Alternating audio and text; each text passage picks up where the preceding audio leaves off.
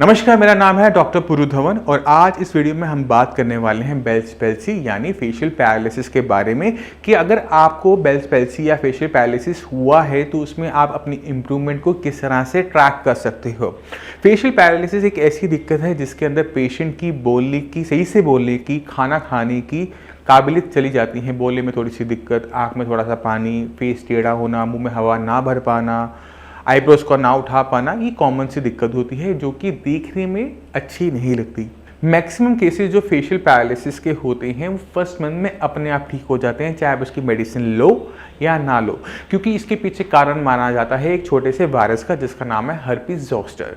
अब वायरस के साथ सबसे अच्छी बात ये होती है कि वो सेल्फ लिमिटिंग होता है, यानी वो आएगा बॉडी में, कुछ टाइम वो बढ़ेगा और अपने आप ही मर जाएगा। जैसे हमने देखा कोरोना वायरस के साथ कि वो बॉडी में आता है, कुछ दिन आपको बीमार करता है, अपने आप मरता है और बीमारी चली जाती है। मगर जिस तरह से कोविड के केसेस के अंदर 3% पेशेंट वो थे जिनको सीवियर सिम्टम आते थे, इसी तरह से फेशियल पैरालिसिस के अंदर आने वाले हर्पीज जोस्टर की वायरस की वजह से भी कुछ पेशेंट ऐसे होते हैं जिनके अंदर ये बीमारी लंबी रह जाती है। उनका पूरा महीना बीत जाने के बाद भी उनके अंदर कंप्लीट इंप्रूवमेंट नहीं आती, कुछ ना कुछ रह जाता है। ये इसलिए होता है क्योंकि हर्पीज जोस्टर जब हमारे वायरस पे अटैक कर रहा होता है, फेशियल नर्व पे जब अटैक कर रहा होता है तो वहाँ पे कुछ परमानेंट डैमेज छोड़ जाता है। जब हम इसका ट्रीटमेंट शुरू करते हैं तो हमें उसकी इंप्रूवमेंट को ट्रैक करना पड़ता है। तो जो मैं आपको बताने वाला हूँ पैरामीटर्स, उसको आप ध्यान से समझिएगा और उसे अप्लाई करके देखिएगा। अब आपने करना क्या होता है, आपने स्माइल करना होता है। स्माइल कैसे करना होता है कि आपके सारे के सारे आगे के दांत नजर आए। अब आपने स्माइल किया तो आपकी स्क्रीन पे एक छोटी सी इमेज आ रही है, तो उसमें आप देख रहे हैं कि पेशेंट को लेफ्ट साइड पे पैरालिसिस हुआ है, तो उसके उस साइड के जो दांत हैं, मिड लाइन से उस तरफ के जो दांत हैं वो कम नजर आ रहे हैं, वो सिर्फ 2 दांत नजर आ रहे हैं। जबकि जो उसकी हेल्दी साइड है, राइट साइड में अगर हम देखें तो उसके 4 दांत नजर आ रहे हैं, यानी एक तरफ 4 एक तरफ 2, राइट। तो जब किसी पेशेंट का ट्रीटमेंट शुरू होता है, जहाँ पे पहले इसके 2 दांत नजर आ रहे थे, अगले महीने अगर वो अपने 3 दांत देख पा रहा है, 2.5 दांत देख पा रहा है, तो हम उसे कह सकते हैं कि पेशेंट के फेस में चेंजेस आ रहे हैं। पेशेंट की फेस की मसल्स की मूवमेंट पहले से बेटर होनी शुरू हुई। तो ये पहला पैरामीटर होता है जिस पे हम जज करते हैं कि ट्रीटमेंट के बाद आपके फेस पे कितने चेंजेस आए। दूसरा जो सबसे बड़ा बदलाव हमें देखने को मिलता है वो है आईब्रोज में। जैसे मैं अपनी आईब्रोज उठाता हूँ तो आपको मेरे माथे पे सिल्वर नजर आ रही होगी। ये एक सीधी लाइनों की तरह हमें नजर आता है, किसी की 2 बनती है, किसी की 3 बनती हैं। मगर फेशियल पैरालिसिस के पेशेंट के अंदर क्या होता है, ये जो लाइन्स हैं, सिलवटें हैं, आधी बनती है, आधे पे नहीं होती। अगर मेरे लेफ्ट साइड पैरालिसिस हुआ है तो लेफ्ट साइड वो नहीं होंगी, बिल्कुल सिलवटें नहीं आएंगी, सिर्फ राइट साइड बनेंगी। अगर आपकी ये सिलवटें, ये लाइन दूसरी तरफ भी आनी शुरू हो जाए, आईब्रोज उठनी शुरू हो जाए, तो हम कह सकते हैं कि आपके अंदर, आपके फेशियल मसल्स के अंदर इंप्रूवमेंट आ रही हैं। तो ये 2 बड़े पैरामीटर होते हैं जिनको देखकर आप जज कर सकते हो कि आपकी फेस में चेंजेस आ रहे हैं या नहीं आ रहे, क्योंकि इसको जज करने का कोई और दूसरा तरीका नहीं होता। कोई भी बीमारी होती है तो उसके लिए हम ब्लड के टेस्ट करवा लेते हैं, सीटी स्कैन करवा लेते हैं, एमआरआई करवा लेते हैं। मगर फेशियल पैरालिसिस पेशेंट के अंदर इंप्रूवमेंट हो रही है नहीं हो रही, उसको जज करने का तरीका इन्हीं 2 बड़े पैरामीटर्स पर होता है। अगर आपको इनमें चेंजेस नज़र आ रहे हैं, दांत ज़्यादा गिन पा रहे हो, आपको लाइनें पहले से ज़्यादा लंबी नज़र आ रही है, तो आपके फेस के अंदर चेंजेस चल रहे हैं। तो आप एक छोटा सा काम करो आज, अगर आपको फेशियल पैरालिसिस के पेशेंट हो तो आप अपनी खूब सारी फ़ोटोज़ लो। कैसे? मुँह फुलाते हुए, आईब्रोज को उठाते हुए, नाक को फुलाते हुए, आइज़ को बंद करते हुए। तो इतनी सारी फोटोज़ जब आपके पास हो जाएंगी ट्रीटमेंट शुरू करने से पहले, राइट, कोई भी ट्रीटमेंट कर रहे हो आपने पहले ले ली, उसके बाद जब आप कुछ टाइम के बाद, 20 दिन बाद, 25 दिन के बाद दोबारा से सेम पॉज में फ़ोटोज़ लोगे तो दोनों फोटोज़ को साथ साथ देख पाओगे। तो इससे भी बहुत ज़्यादा हेल्प मिलती है एक फेशियल पैरालिसिस के पेशेंट में कितनी इंप्रूवमेंट आई उसको ट्रैक करने में। तो जैसे मैंने आपको पहले बताया कि 97% फेशियल पैरालिसिस के पेशेंट अपने आप ठीक हो जाते हैं। सिर्फ 3% पेशेंट ऐसे होते हैं जिनके अंदर ये बीमारी लंबी रह जाती है। उन पेशेंट के लिए जो ट्रीटमेंट होता है वो थोड़ा सा बदल जाता है, क्योंकि जब आपको ये इनिशियली हुआ है पहले महीने के अंदर, कोई भी डॉक्टर इसको एंटीवायरल मेडिसिन और थोड़े से स्टेरॉइड के साथ बहुत आराम से कंट्रोल कर लेता है, ठीक कर देता है। मगर जिन 3% पेशेंट के अंदर ये दिक्कत रह जाती है, वहाँ पर बाद में एंटीवायरल मेडिसिन देने से, स्टेरॉइड देने से भी कोई चेंजेस देखने को नहीं मिलते। अब इन 3% पेशेंट के अंदर हमने क्या करना पड़ता है उसे समझने की ज़रूरत है। जब वायरस आपकी बॉडी में आया था, फेशियल नर्व को उसने डैमेज किया, तो आपकी जो डैमेज हुई है नर्व वो वीक हो गई है, वो काम नहीं कर पा रही, इसलिए आप अपनी फेशियल नर्व को मूव नहीं कर पा रहे, जबकि वायरस तो बहुत पहले ही जा चुका है, बट वो पीछे काफ़ी सारा नुकसान छोड़ गया है। इसको रिकवरी करने के लिए हमें नर्व के एंगल से सोचना पड़ता है, क्योंकि डैमेज वहीं पर हुआ है। नर्व ने ही हमारी फेस की मसल्स को चलाना है, तो हमें नर्व को स्ट्रेंथन अप करना पड़ता है, ताकत देनी पड़ती है। अगर हमारे नर्व को ताकत मिलनी शुरू हो जाती है तो क्या होता है कि हमारी दोबारा से फेस की मसल्स मूव करना शुरू हो जाती है, हमारी स्माइल अच्छी होनी शुरू हो जाती है, हमारी आईब्रोज मूव होना शुरू कर जाती है, हमारी आईज पूरी बंद होनी शुरू हो जाती है। वहाँ कब? जब हमारी जो नर्व है उसको ताकत मिले। इसके लिए हमें कुछ मेडिसिन का यूज़ करना पड़ता है।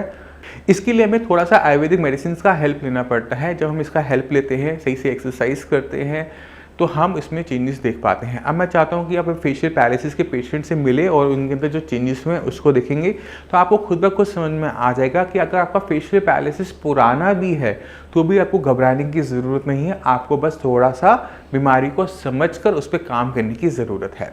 अब इसी के साथ आप सभी से मैं चलने की आज्ञा चाहता हूँ। मिलते हैं अगली वीडियो में, तब तक के लिए नमस्कार। मानक लाल जी को 10 साल पहले फेस का पैरालिसिस हुआ था, जिसे बेल्स पैल्सी भी कहा जाता है। तो मैं चाहता हूं कि आप मानिक लाल जी से मिले और जाने कि उन्होंने अपनी ज़िंदगी में क्या क्या फेस किया इस फेस के पैरालिसिस से। तो मानिक लाल जी, ये आपको कब हुआ था? ये 10 साल पहले हुआ था। 10 साल पहले हुआ था। तो उस टाइम स्थिति क्या थी, क्या काम करते थे उस टाइम में? उस टाइम मैं पढ़ता था गांव में। अच्छा, अचानक से हो गया था। तो क्या मतलब एकदम कैसे, क्या देखने को मिला था आपको? अचानक एक पहले तो मेरा कान दर्द हुआ। अच्छा। और सोने से ये मेरी आंख बंद नहीं होती थी, खुली रहती थी। और खाना भी नहीं खा पाते थे, और पानी भी पीते थे तो गिर जाता था। और ये पूरा मतलब बंद नहीं होता, ऐसे लटका रहता था। और फिर 10 साल में कहाँ इलाज करवाया आपने? मैं 3 महीने तो गांव में करवाया था, वैसे आयुर्वेदिक दवाई। फिर अंग्रेजी वाली 2 महीने करवाया था, जिसमें 2 महीने फिजियोथेरेपी भी करवाई थी। फिर उसके बाद यहाँ आ गए दिल्ली में। अच्छा, तो दिल्ली आके इलाज नहीं लिया? नहीं, यहाँ पे लिया था, 3-4 महीने करवाया था बैच। अच्छा, फिर कोई आराम मिला? नहीं, उससे कोई फर्क नहीं मिला। तो 10 साल पुराने में आपने काफ़ी कुछ सहा होगा अपनी ज़िंदगी के अंदर।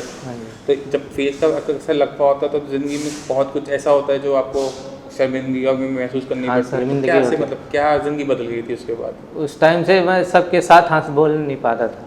अच्छा। सबके बीच में खड़े होके फिर वहाँ से अलग चले जाते थे। जहाँ 10 आदमी इकट्ठा होते वहाँ से अलग ही चले जाते, क्योंकि हंसने से ना मेरी ये कान की ये बंद हो जाती।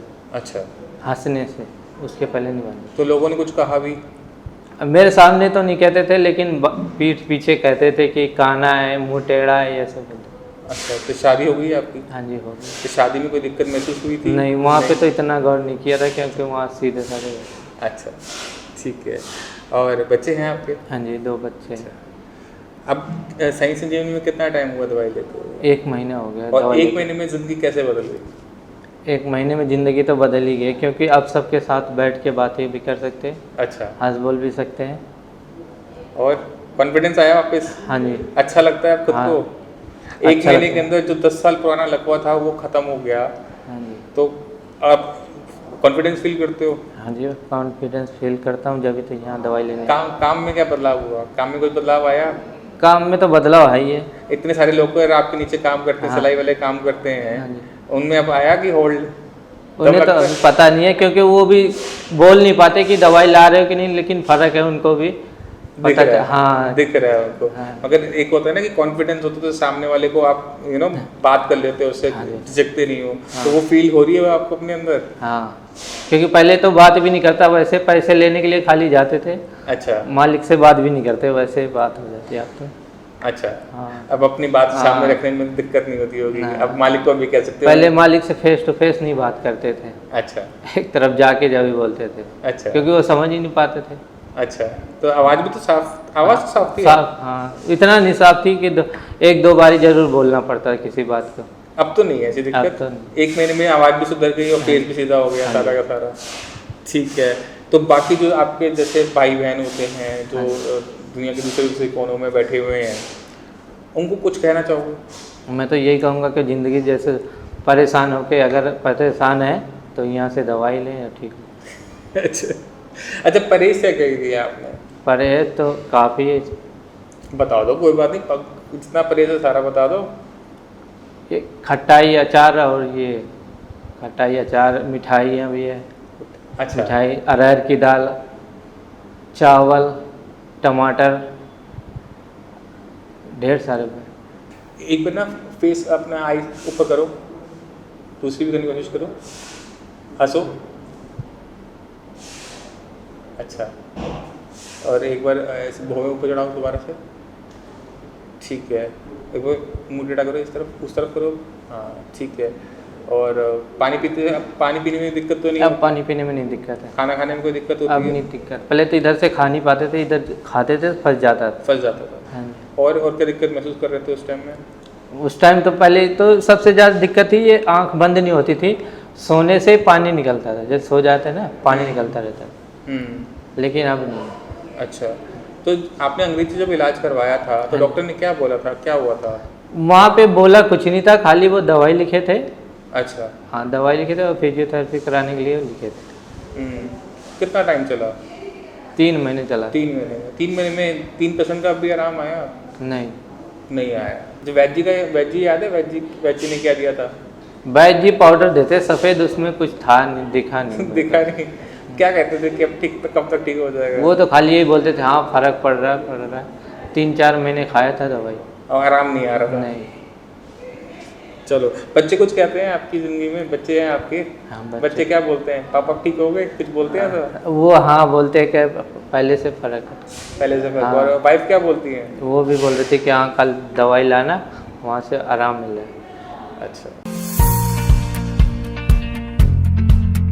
Now you can share your reports with us via WhatsApp and get free consultation with our experts.